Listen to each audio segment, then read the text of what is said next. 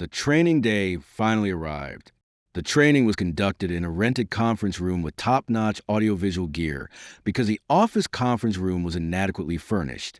Due to the rather early start time of the session, everyone was expected to go straight from their homes to the training site and then return to the office. I got to the training site early and waited for the other staff members to arrive. This is odd. I had told everyone that the training would begin at 9:30, but by 9:25, nobody had shown up. Michael, the trainer, was already getting the movies and session materials ready when he arrived 30 minutes early. Is it possible that nobody will arrive 5 minutes prior to the start time? Although someone might come very near, it seemed too coincidental that the entire department showed up at the last minute. Nevertheless, I chose to hold off until 9:30, hoping it was really a strange coincidence. The time was 9:31. It was past the commencement time. This is strange. Is it possible that everyone mistook the time and date? As he said, I double-checked that I had communicated the correct date and time multiple times. Michael appeared worried. However, I became anxious, questioning whether I had actually made a mistake. The right information was displayed in the shared conversation, though, and several staff members even responded, "Got it." Not a single person could have misinterpreted the date. I said, "I'm so sorry," to Michael. My phone rang at that very moment. I noticed it was Kevin calling. When I looked at the screen, I said to Michael, "I apologize, but this is Kevin." And then I took the phone. "This is John." "Kevin, where are you at the moment?" I questioned him nervously. "Where else?" "I'm in the workplace." I became more depressed and anxious after hearing this. "The training day is today." "Michael's waiting. Will you be able to arrive soon?" "Furthermore, nobody else has arrived." "Why would I go?" Kevin responded loudly, laughing. "Additionally, there's no point in waiting for anyone else because they won't arrive either. Would you mind attending the training alone?" Unable to understand his meaning, I answered, "What do you mean?" I let everyone know the accurate date. "You are welcome to look at the chat for yourself." "Yeah, I know," Kevin answered, laughing once again. "However, I informed the executives that it was your error. So don't worry. They'll blame you for everything." I am eagerly anticipating it. I became enraged and retorted, "Why would you do such a thing? Although I'm accustomed to your abuse, Michael is involved this time. You're giving him difficulty." Kevin's voice became derisive. "Michael? Who gives a damn about an unknown elderly man, though? Not particularly valuable. The CEO's lectures are at least marginally superior. This training, to be honest, is useless. Isn't it preferable to remain at the workplace and complete your real work?" I was surprised. He was constantly so obedient to superiors, but now he was disparaging even the CEO. Kevin continued, "I ordered everyone in our department not to attend this training, and hey, I even coordinated the dates so everything would go smoothly. You should thank me for my generosity." Kevin let out a loud laugh, sounding just like an evil overlord from a children's cartoon as he shouted those words. I was beyond angry and deeply disappointed to have crossed paths with such a petty boss. "Why, Executive Director, did you hand someone like him such power?" Just then, Michael, who had been watching me with concern, said, "I see. So that's what's happening." And from there, events unfolded in ways I could never have predicted. My name is John Williams. I'm a 34-year-old office worker. I work for a mid-sized IT company called Our Technology. Our CEO is a woman named Lauren Carter.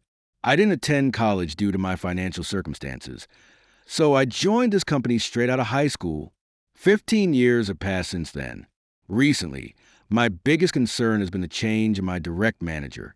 My previous boss, Robert, had to leave the company due to health issues and return to his hometown.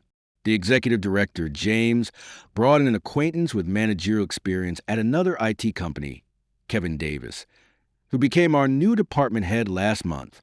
Kevin is 35, close to your age, and a polite guy. I'm sure you'll get along well. James told me before I met Kevin. I was hopeful. Robert, who was twice my age, had treated me like a son, but the idea of working with a manager close to my age felt refreshing. However, my expectations crumbled the moment I first met Kevin. It happened on his first day at work. "Nice to meet you. My name is Kevin, and I've been assigned as a new department head. I may cause some inconvenience as I get settled, but I look forward to working with you." Kevin greeted us with a formal introduction. At first, when James introduced him in our presence, Kevin seemed completely ordinary. But as soon as James returned to another floor and left the room, Kevin's demeanor completely changed. "Listen up, all of you. Don't think you can look down on me just because I'm young. I'm going to run a tight ship here. Slack off and you're out." Fired on the spot. The sudden shift in Kevin's personality froze the entire room. I had been hopeful when James said, "He's close to your age and seems like a polite guy." But Kevin's proximity in age only seemed to amplify his hostility, and I became his target from the very first day. "You there. I don't know how long you've been at this company, but you seem like the least useful person here. What college did you graduate from?" Suddenly being singled out, I panicked and stammered, "Well, I didn't go to college." Hearing my awkward response, Kevin burst into loud laughter and said, "Seriously? You didn't go to college? High school graduate? That's unbelievable."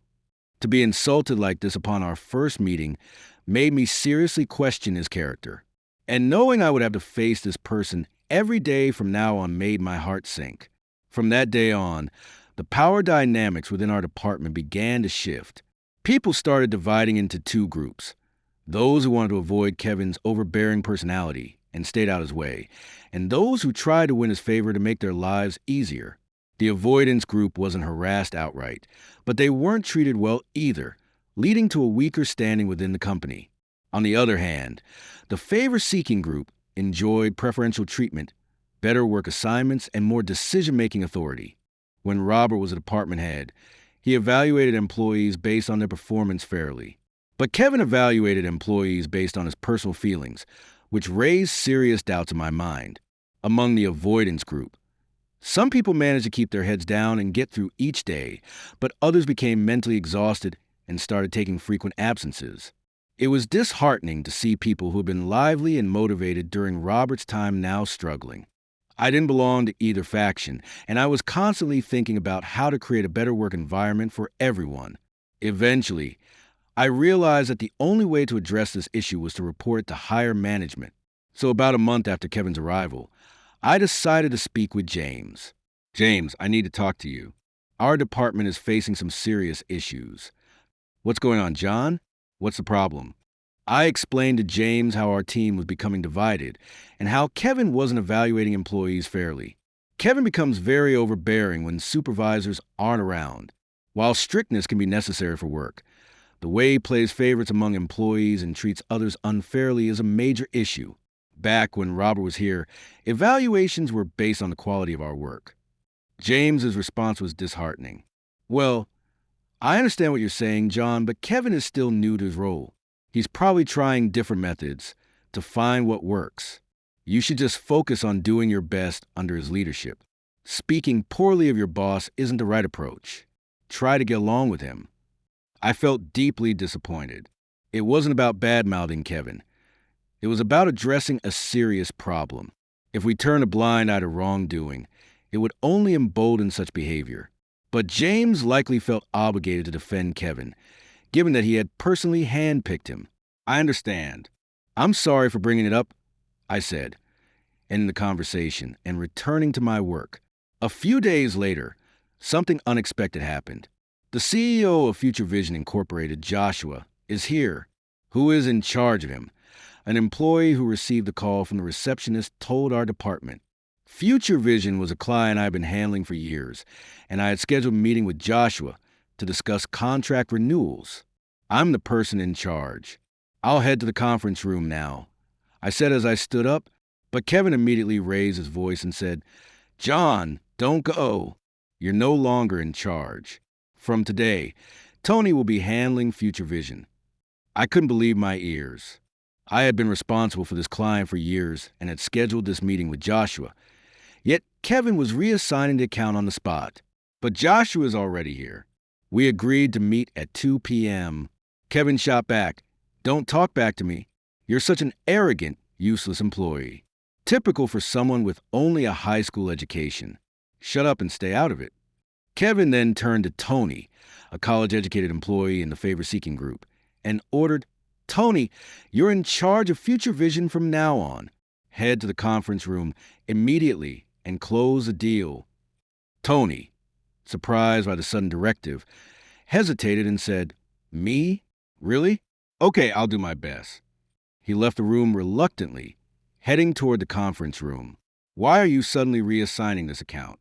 If you're going to make changes, there needs to be a proper handover," I argued to Kevin. He said back, "It's your defiance and holier-than-thou attitude that irritates me. Keep pushing back, and I'll make sure you're fired." What he's saying is ridiculously childish. A department head, someone responsible for leading their colleagues, should never say such things. I thought, but Kevin went on to say something even more absurd. "I heard all about it. You went to James to badmouth me, didn't you? Tony's the one who leaked that information. So as a token of my gratitude, I've decided to assign him the Future Vision account. And as your penalty, I'm taking you off the account. How does that feel? If you keep going against me, you'll find yourself completely isolated in this company, sitting by the window with no work to do until you're finally fired." Kevin laughed as if he was thoroughly enjoying himself. He's insane, I thought. It was a mistake to make him a department head. I was certain of it, but knowing that talking to James about the reality of the situation had led to this result, I felt utterly lost. Kevin's dislike for me was now absolute, and from that point on, he systematically removed me from my responsibilities, leaving me with almost no real work. He even took to ridiculing me in a mocking tone, saying things like, "Hey, John, go make some coffee, and if it tastes bad, do it again. Coffee and photocopying are the only things you're good at, so at least try to get those right." Biting my lip in frustration, I had no choice but to prepare coffee for the staff. Man, you really have it rough, huh? Getting stuck, making coffee despite how long you've been here. If it were me, I'd just quit, a younger colleague said, mocking me. And he was not the only one. There were other employees in Kevin's loyal group who made fun of me along with Kevin. I realize a human society, which seems peaceful and stable at times, can easily descend into chaos, with some people attacking others when the balance is disturbed. But there was one task I still had left, besides making coffee and photocopying. Our company holds training sessions twice a year, bringing in external instructors to teach the employees. This tradition started long before I joined the company, and while I don't know exactly who oversees it, I have been assigned the role of communicating the training schedule to my department's employees a few years ago. Since the sessions are held department by department, I needed to coordinate the best dates for our team and report them to upper management. To do this, I sent out a survey in our department's shared chat, asking employees to submit their preferred dates by the end of the month. Looks like the deadline's approaching. Returning to my desk, I opened my computer to check the responses. This year, everyone chose the same date. Usually, preferences were all over the place, requiring me to go around and adjust schedules individually, a time-consuming process. But this time, it seemed like a stroke of luck, and I felt grateful for the rare coincidence. I promptly informed upper management of the finalized date and shared the information in the department's group chat, since some people inevitably miss messages. I also announced the date during the morning meeting and put up posters to ensure no one would overlook it. This responsibility had originally been handled by our previous department head, Robert, but it had become my job over time. When I informed Kevin about the training and my role as the schedule coordinator, he showed no signs of disapproval. "So, this kind of training happens every year. Sounds fine to me. You're in charge of coordinating the schedule, so take care of it," he said with rare approval. With everything in place, I prepared for the training day as usual, confident in my work. "Hey, John, who's the instructor for this training session?" A few days before the training, Kevin asked me this question. I shared the information I'd received from upper management. His name is Michael Ashton. He's an expert in the aid industry in his late 50s. Kevin's expression darkened and he muttered, "An expert? I'm an expert in the aid industry too." Unsure how to respond, I said, "Well, I've heard he's somewhat a celebrity in the field." "Is that so?" Kevin said dismissively, ending the conversation. Finally, the day of the training arrived. Because our office conference room lacked the necessary equipment, The training was held in a rented conference room equipped with high-quality audiovisual systems. Since the session started relatively early in the morning, everyone was instructed to go directly to the training venue from home and return to the office afterward. I'd arrived at the training venue early and waited for the other employees to arrive. This is strange. Even though I had informed everyone that the session started at 9:30, not a single person had shown up by 9:25. The instructor, Michael, had arrived 30 minutes early and was preparing materials and videos for the session. Could it really happen that no one shows up 5 minutes before the start?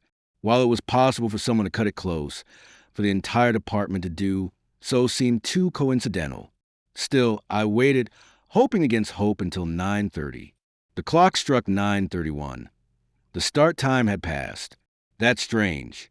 Could it be that everyone got the date and time wrong?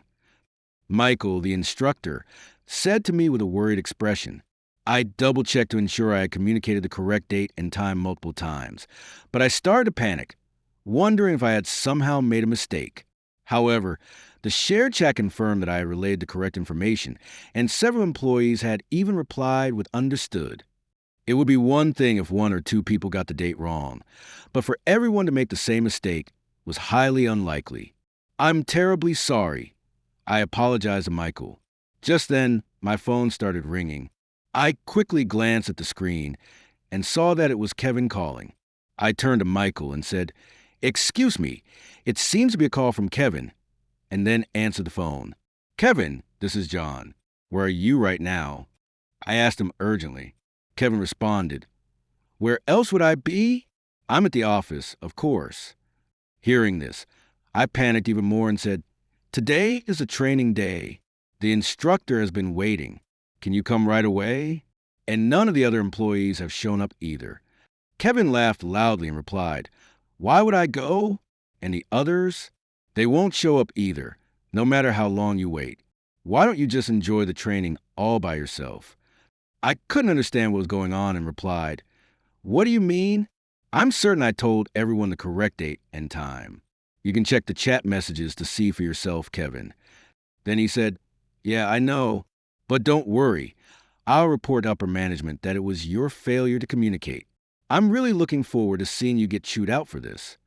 Anger welled up inside me, and I retorted, "Why would you do something like this? I'm used to you harassing me because you don't like me, but this time it's causing trouble for Michael, our instructor. It's not fair. Damn." Kevin responded, "Michael, why would anyone care about some old guy no one knows? A lecture from the CEO would still be better than this nonsense. Though honestly, our CEO's talks are pretty dull too. Either way, it's all pointless. Instead of wasting time on some lame training, you should be at the office doing real work." I was stunned. Kevin, who always acted submissive around executives, was now belittling even the CEO in this way. Kevin continued, "I told everyone in our department not to attend the training. Since no one's going to show up anyway, I at least made sure everyone submitted the same preferred date to make the scheduling process easier. You should thank me for my kindness." Kevin's laughter was like that of a cartoon villain from a children's show, loud and exaggerated. I felt a deep sense of disappointment, not just anger, about having crossed paths with such a ridiculous boss. "James, why on earth did you hire someone like him?" I thought to myself. At that moment, Michael, who had been standing nearby with concerned expression, spoke up. "I see. So that's what's been going on." Surprised, I instinctively said, "What?" It quickly dawned on me that Kevin's loud voice and Michael's proximity had allowed him to overhear our entire conversation. "I'm sorry, Michael. I never expected things to turn out like this. This is also my oversight. I deeply apologize." Michael replied, "No, you don't need to apologize. None of this is your fault." He continued, "You've been through a lot, haven't you? I'll handle the situation myself. Don't worry about today. I'll be in touch later." He then packed up the projector and materials he had prepared and left. As I walked back from the rental conference room to my company, my mind was flooded with thoughts. Michael had said he would handle the matter.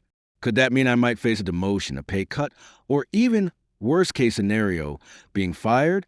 On the other hand, Michael had overheard Kevin's words. Would Kevin be held accountable? But as an external instructor, Michael might only report that his time was wasted due to our company's mistakes, which could still result in me being blamed. With these thoughts swirling in my mind, I arrived at the office. Entering the building, I felt a heavy weight as I headed toward the third floor, where my department was located. To delay my arrival, I told myself it's for exercise and opted to take the stairs instead of the elevator. Still feeling dejected, I entered my department's office. What greeted me was an unexpected scene. Standing there was our CEO, Lauren Carter, arms crossed and glaring angrily at Kevin. In front of her, Kevin stood with his shoulders slumped, looking utterly defeated. "I'm really sorry. I didn't mean it." Kevin was unusually meek as he apologized. "Sorry isn't going to cut it. James brought you here claiming you were a talented hire, but I was foolish to believe him. Giving someone as utterly incompetent as you a managerial position and paying you a salary. What a waste."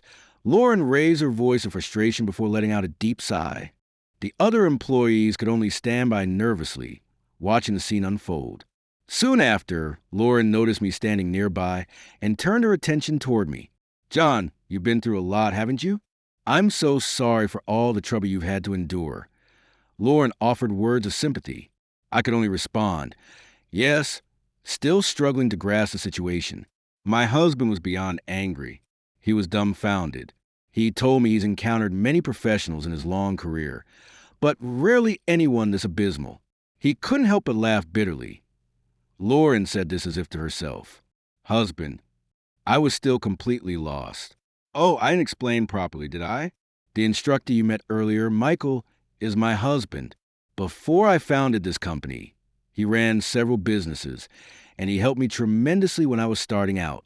That's why I asked him to lead this training, to share his knowledge and experience with our employees."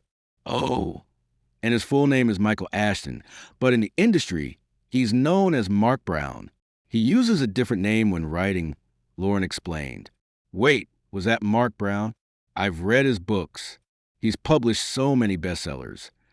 I exclaimed, overwhelmed with excitement. "I'm sorry for not telling you sooner.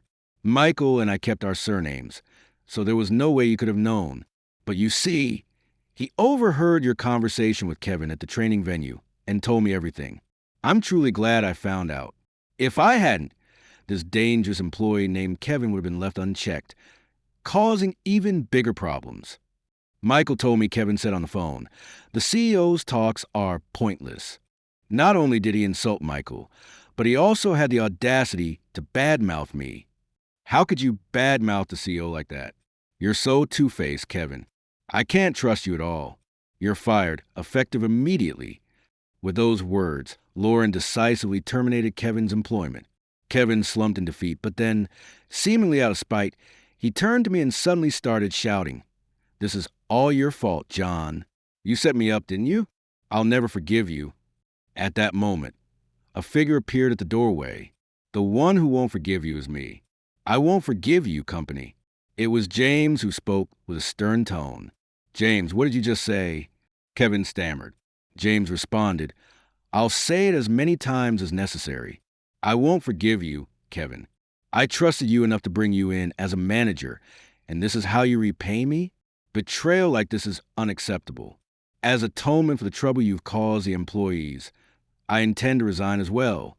Then James turned to me and said, "John, I owe you the deepest apology. I believe I caused you the most trouble. When you came to me before to report Kevin's behavior, I dismissed you without addressing the issue. That was my mistake. As a leader, my duty should have been to investigate the claims you brought to me. I failed as a manager." "James, please don't apologize," I replied, having no intention of blaming him. Seeing this exchange, Lauren said, "James, we'll discuss your position later. I understand Kevin was deceitful and ingratiating toward his superiors, so I don't blame you entirely for not seeing through him. However, your response to John's report wasn't adequate, so I'll have to issue a formal reprimand. That said, resigning is unnecessary." "Thank you, Lauren. I truly appreciate your understanding, and I'm very sorry." James lowered his head, his voice subdued. "All right, everyone, let's get back to work." Kevin will be handling his resignation paperwork. So, James, please oversee that. Oh, and one more thing. The training we missed today will be rescheduled. So make sure you all attend. John, I'll leave the arrangements to you. Again, thanks. Lauren gave her instructions energetically and left the room. Kevin, his shoulders slumped, was led to another room by James. That was the last time I ever saw him. About 3 months later, time had moved on. The rescheduled training was held successfully with no absentees, and everyone found it highly beneficial. My hard work was acknowledged by the CEO, and I received a pay raise. Lauren even told me directly that she hoped I would take on the role of department manager in the near future. The employees who had previously aligned themselves with Kevin to gain his favor now acted deferential and respectful toward me. However, I had no intention of favoring anyone who tried to curry favor with me. While it saddened me that some colleagues had developed such attitudes, I was determined to follow in Robert's footsteps and evaluate everyone's work fairly. I believed that by fostering fairness, the workplace atmosphere would improve as a whole. I wasn't sure how much I could change on my own, but I was determined to try. James chose not to resign and remained a reliable executive who consistently showed care for us employees. I hope to work alongside him to create an excellent workplace environment. By the way, I heard through the grapevine that Kevin returned to his family's home in the countryside. Apparently, he's working as a regular employee there, or so they say. He's still young, so I hope he turns over a new leaf and does his best. One day, James called me into his office. John, do you have a moment? When I arrived, he shared some unexpected news. Thanks to a recommendation from Joshua, the president of Future Vision, we might land a contract with an even bigger client. The company is Site A, and Joshua specifically requested that you handle the account. Can I count on you? Really? I'm honored. Thank you so much. Future Vision was a client I'd been abruptly removed from under Kevin's orders, but Joshua still remembered me. According to James, Joshua told him I was far more reliable than my replacement and praised my competence. I'm considering giving the Future Vision account back to you, but since you're set to become a manager, I might need to let Tony learn and grow more in that role. No, I'm still learning myself. How about I accompany Tony to the next meeting with Joshua to support him? That's a great idea. Thanks, John. I reflected deeply and thought. When you work hard and stay sincere, there are always people who notice and appreciate it. In the workplace, there will always be challenges and difficult people, but I resolved to remain steadfast and genuine in my actions. I knew that eventually, that effort would come back to benefit me.